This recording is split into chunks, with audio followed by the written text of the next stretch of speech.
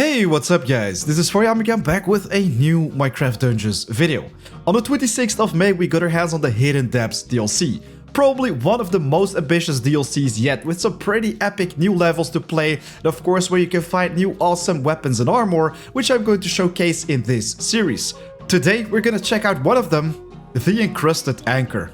So in this short video, I'm gonna talk about everything you need to know about this awesome new unique, where you can find it, which enchantments are gonna be interesting for it, and of course, if it will be interesting for a future build. So guys, let's get right to it.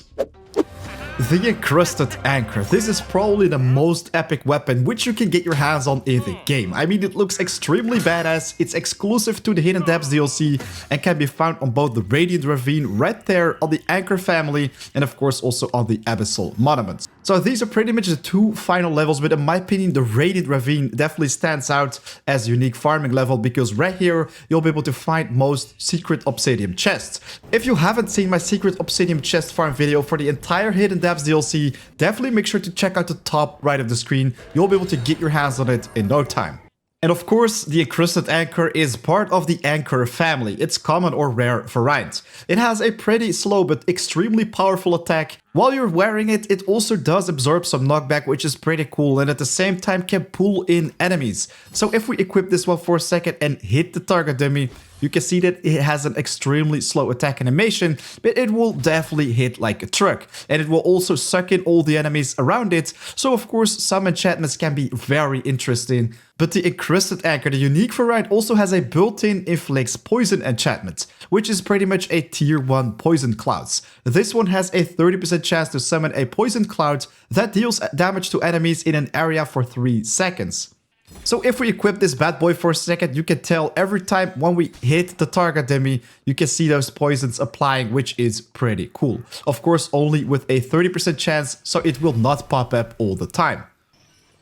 On a target dummy, it seems to always apply, and of course, every time when you hit your target once again, it will refresh the poison. So let's just have a look once again at the paper, or pretty much the stats of the Encrusted Anchor. You can tell that it deals a massive amount of damage, with of course paying some speed, so it is extremely slow, but then we also deal area damage to the fullest. So that means we of course want to deal even more area damage, make this one a little bit faster, because when we suck in enemies, this can definitely become a deadly weapon.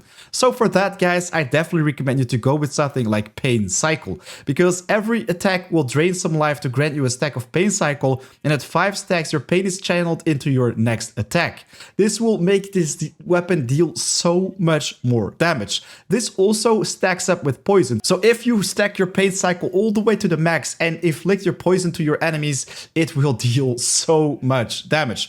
I am not going to put Pain Cycle on this power level 251, but I also found one with power level 220, which also has it right there. I mean, we can go with Shockwave, Thundering, and Swirling. That would be pretty epic, but I want to show you guys how crazy the Pain Cycle actually is. This one only on a power level 220 guys, but look exactly what happens right here. So we deal 121,000 damage with the poison stack, so on the second hit it's gonna be exactly the same.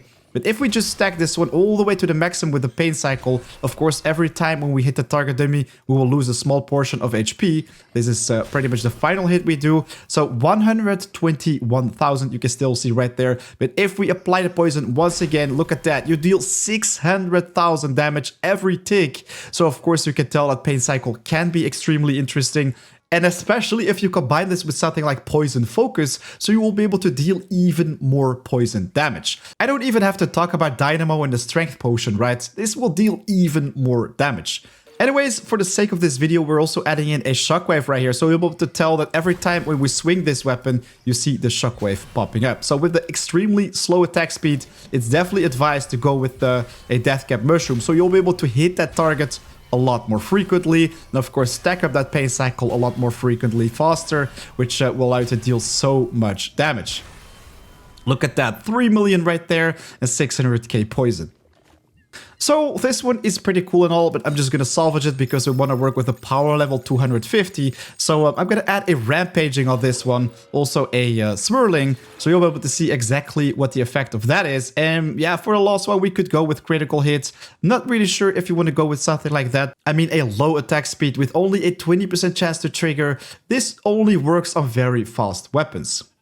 So let's just travel to a Melan's level for a second to show you guys how powerful this weapon is on the maximum Apocalypse Plus difficulty. Alright, so here we are in the Creeper Woods. I definitely recommend you guys to always use a Deathcap Mushroom with this weapon, as it is extremely slow, like I already said. But if you are a little bit lucky, of course, you will get a Rampaging proc, and that will definitely help you out big time with the attack speed of this weapon. So right now I'm literally stomping these mobs big time. I mean, it already feels great to just mow them down one by one. And the poison ticks, they definitely do add up, destroying these mobs a little bit faster. But without a Deathcap Mushroom, this is definitely a problem, as your swings will be extremely slow. But you can tell that with the swirling, with the poison, it still deals a lot of damage and goes very quickly. So we just got a Rampaging proc right now. If I use my Deathcap Mushroom, you can tell that we can, oh man, we can just mow them down a lot faster. This just feels so good. There we go, Deathcap Mushroom plus Rampaging once again. You can definitely tell that it hits like a truck, guys. Destroying those enemies without a problem. Alright, so back at the base camp, I think this is a pretty awesome weapon to get your hands on. It is quite slow, so it does deserve some Rampaging. It's probably one of the top tier enchantments that you should go for. And of course, swirling is also going to be extremely valuable. You could go with something like Shockwave. It's also pretty cool, but I think swirling is going to be very nice if you, of course, want to suck in all the enemies around you with the pulls in enemy tier 1 gravity enchantment, by the way. But seriously, don't focus on enchantments like Critical Hit, as they will not pop up frequently. And of course, if you want to go with some healing, I would go with Leeching, because defeating them up will heal you a small portion of your max HP back, 9% on the maximum tier, which is awesome.